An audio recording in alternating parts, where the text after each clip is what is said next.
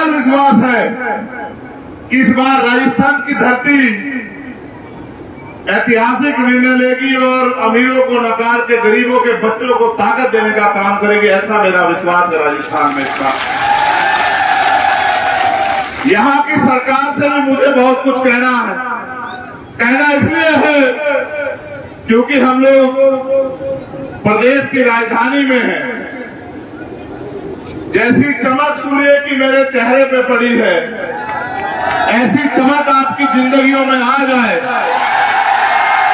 यही पूरा आंदोलन है, यही पूरा संघर्ष है, यही लक्ष्य है। और ये चमक तब तक रहेगी जब तक आप लोग संघर्ष करोगे। जिस दिन आपने संघर्ष का रास्ता छोड़ के सुविधा का रास्ता इख्तियार कर लिया, ये चमक भी चली जाएगी मेरे साथियों। इस बात को आप लोग याद रखना। तो जैसा मैंने कहा कि यहाँ की सरकार से भी बात करनी है, लेकिन यहाँ की सरकार के साथ यहाँ अपने लोगों से भी बात करनी है कि वो क्या चाहते हैं। अगर आप इन सरकारों से खुश हो, अगर आप इन सरकारों के कार्यकाल से खुश हो, तो फिर आपको आजाद समाज पार्टी को समर्थन करने की कोई जरूरत नहीं। और अगर आप ये मानते हो कि बारंबार आपसे धोखा करके, आपसे झूठे वादे करके आपको ठगा गया है, तो फिर हमारे यहाँ एक कहावत है कि अजमाए में को अजमाया हुआ नहीं जाता। अगर आप मानते हैं कि यहाँ सभी सरकारों ने आपको बेबस, लाचार, गुलाम बनाने का काम किया है, तो मेरे साथियों फिर ऐतिहासिक निर्णय लो। क्योंकि भारत में आज लोकतंत्र है और लोकतंत्र में बहुमत का शासन होना चाहिए। जिनका वोट होना चाहिए उनका राज होना चाहिए। लेकिन वोट यहाँ आपके पास है, राज आपके हिस्से में नहीं आया। आपके हिस्से में आया जुल्म, जाति, बेबसी, लाचारी, अन्याय, अत्याचार और खिंचती खाल, लुटती अस्मत, ये आपके हिस्से में आया।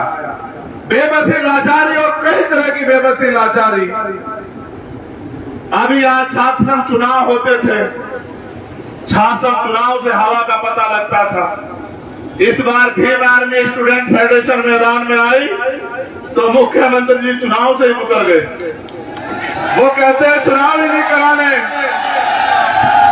क्योंकि लोकतंत्र की सबसे पहली पाठशाला है छात्र राजनीति।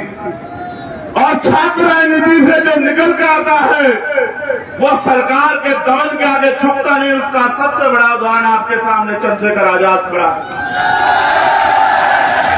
जहां एक तरफ अमीरों की औलादें एसी के कमरों में सीखती है, बड़े बड़े मंच पे सीखती है, वहां गरीब किसान, कमेरे, नौजवानों की औलादें वो छात्र संघ के जरिए यूनिवर्सिटी और कॉलेजों में सीखती है।